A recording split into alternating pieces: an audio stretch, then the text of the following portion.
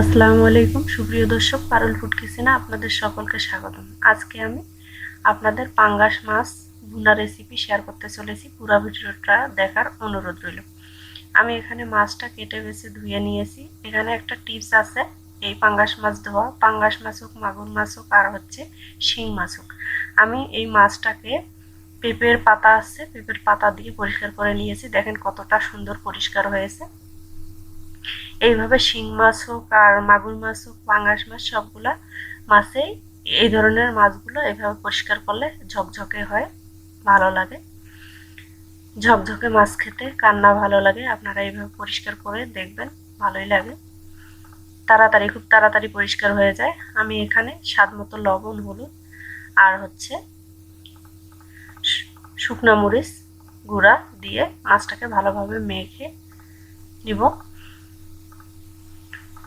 এই পাঙ্গাস মাছটা অনেকেই বলে খেতে একটু গন্ধ গন্ধ লাগে। এখানে আরো একটা টিপস আছে, আপনারা ভিডিও দেখেন, আমি টিপসটা শেয়ার করব আপনাদের সাথে। আমি এখানে হাফ চামচের একটু কম জিরা নিয়ে নিলাম, জিরার গুঁড়া। আর এখানে আমি 1 চামচ নিয়ে নিছি হচ্ছে লেবুর রস। লেবুর রসটা দিলে গন্ধটা করবে না আর কি। এই মাছের একটা যে আলাদা গন্ধ থাকে, পাঙ্গাস মাছ অনেকেই খেতে চায় না। আপনারা লেবুর রসটা দিয়ে দিবেন, তাহলে গন্ধটা থাকবে না। অনেক আপুরাই কত সুন্দর সুন্দর রান্না করে। যারা নতুন রাঁধুনি তাদের জন্য আমি শেয়ার করতেছি, এই টিপসগুলো ফলো করবেন আপনারা। আমি ফ্রাই প্যান বসিয়ে এখানে কিছুটা তেল দিয়ে নিলাম। তারপর ছোট বাটির 1 বাটি আমি পেঁয়াজ কুচিয়ে রেখেছি, তাকে অ্যাড করে দিলাম। তারপরে এটাকে ভালোভাবে নেড়ে ছেড়ে দিলাম। আমি এখানে ফোড়নে হচ্ছে কালো জিরা দিতে ভুলে গিয়েছিলাম, এখন আমি কালো জিরাটা দিয়ে নিলাম। তারপরে এটাকে ভালোভাবে একটু নেড়ে ছেড়ে নিব। এখানে আমি 1 চামচ আদা বাটা, 1 চামচ রসুন বাটা আর হচ্ছে 1 চামচ জিরা বাটা অ্যাড করে দিলাম। এটাকে দিয়ে আমি ভালোভাবে এগুলোকে একটু বাদামি করে ভেজে নিব। আমার এটা বাদামি করে ভেজে নেওয়া শেষ। এখন আমি পানি অ্যাড করে দিলাম। পানি অ্যাড করে দিয়ে এটাকে ভালোভাবে নেড়ে চেড়ে নিয়ে এখানে আমি আরো মশলা অ্যাড করব। এখানে আমি দিলাম হাফ চামচের একটু কম হলুদ গুঁড়ো, মরিচের গুঁড়ো, আর দিলাম কাঁচামরিচ কুচানো, চিড়ে রেখেছিলাম আর কি কাঁচামরিচটা দিয়ে মশলাটাকে ভালোভাবে কষিয়ে নিব।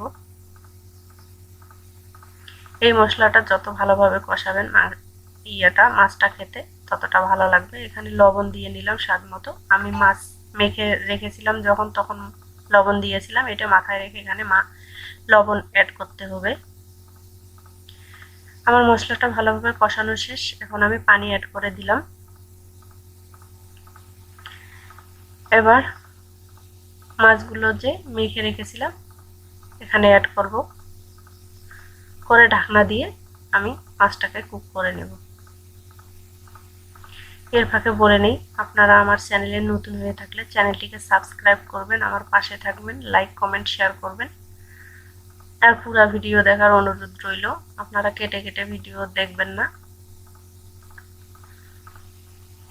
আমার কিন্তু কিছুক্ষণ কুক করার পর মাছটাকে উল্টিয়ে পাল্টিয়ে দিচ্ছি।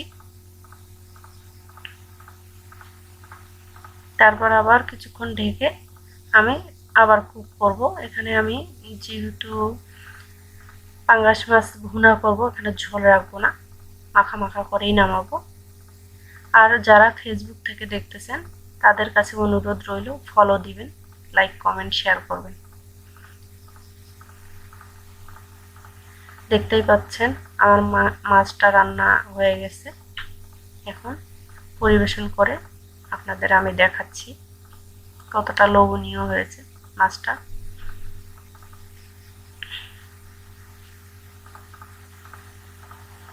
দেখেন, দেখে বুঝতেই পারতেছেন, এখানে বলার কিছু নেই। ভালো থাকবেন, সুস্থ থাকবেন, আমার জন্য দোয়া করবেন।